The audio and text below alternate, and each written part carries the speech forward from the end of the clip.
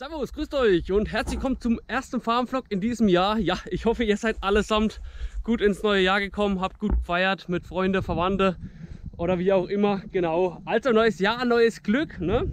Es gibt auf jeden Fall viel Veränderung für dieses Jahr.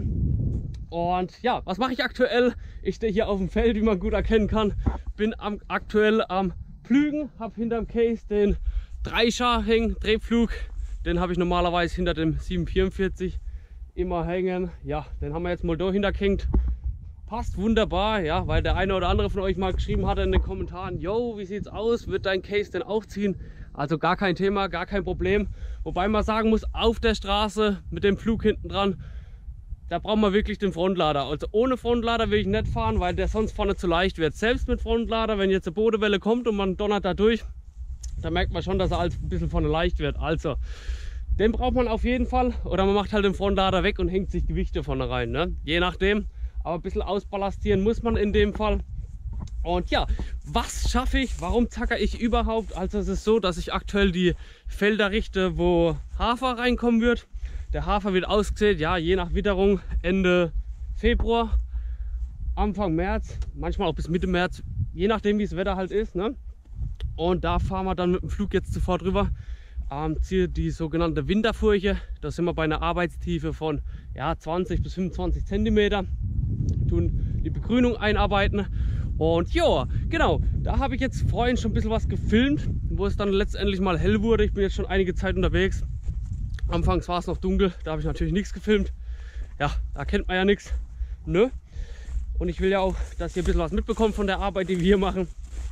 Und ja, also hier haben wir einen Gelbsenf stehen, ja.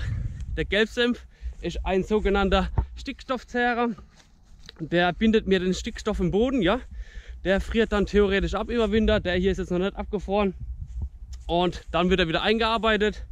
Und dann verrottet der, vergeht er mit der Zeit, gibt Humus und kommt wieder am Boden zugute. Ja. Der schützt quasi den Boden vor Auswaschungen. Weil wenn der Boden jetzt kahl liegen würde, so wie da unten, da waren Kartoffeln drin, das was ich eben gezackert habe, da waren Kartoffeln drin, da wollten wir dann eigentlich Begrünung rein sehen, haben auch noch Begrünung reingesät, aber das war dann letztendlich auch zu spät, weil es dann auch einfach zu nass und zu kalt war, ja. Da ist der zwar aufgegangen, aber ja, war auf jeden Fall zu spät, ist nichts gescheit geworden und deswegen war der Boden da jetzt kahl, war auch saumäßig fest jetzt, ging schwer zu zackern, hart zu zackern. Da bin ich jetzt im 3. Ackergang gefahren, ja, mit 5,5 km/h. Man hat schon gemerkt, ja, dass er da ja zu kämpfen hat, nicht unbedingt, aber dass er hier auch Probleme hatte mit dem Grip, ja, weil der Boden oben drauf ist so gefroren. Wir haben aktuell -3 Grad, ist auch ziemlich frisch gerade nur im Pulli, ne? Und wenn man hier mal so schaut, ich gehe mal mit der Kamera runter und zeige es euch. Hier sieht man mal, was das eigentlich für Schollen sind. Also das ist hier fast wie eine Betonplatte, ne? Und da sieht man mal, wie gefroren das ist. Und da kriegt der Stollen, also das Profil vom Reifen, einfach keinen Grip und rutscht dann hier einfach drüber, ja.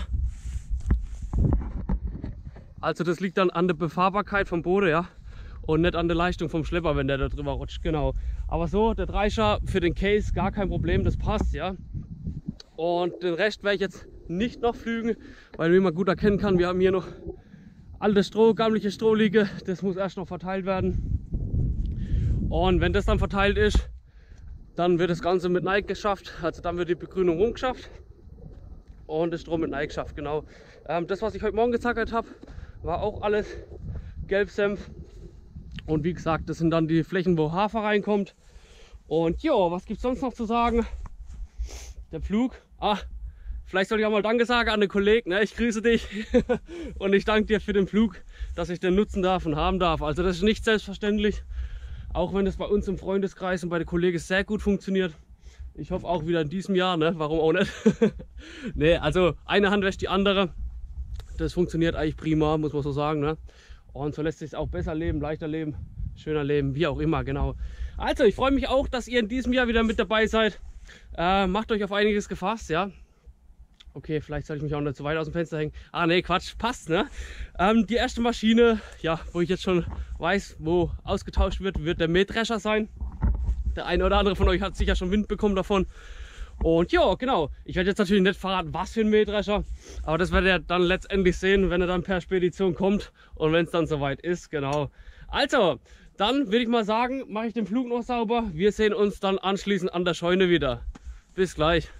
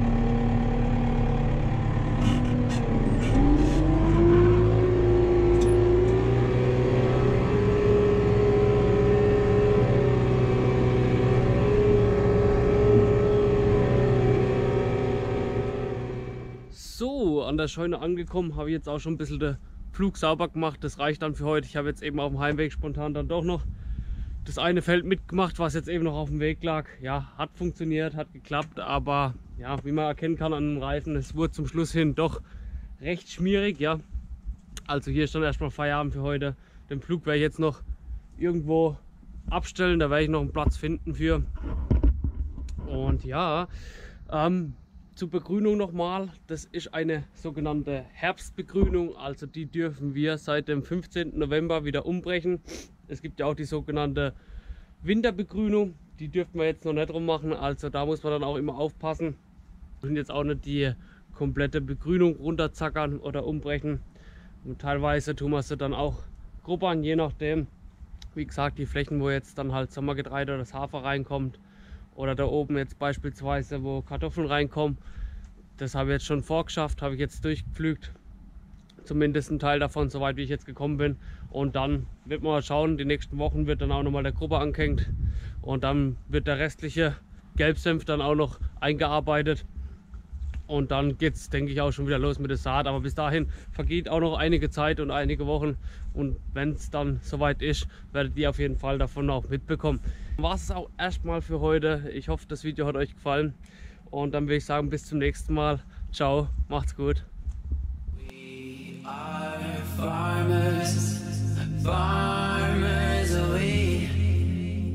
we are farmers, farmers.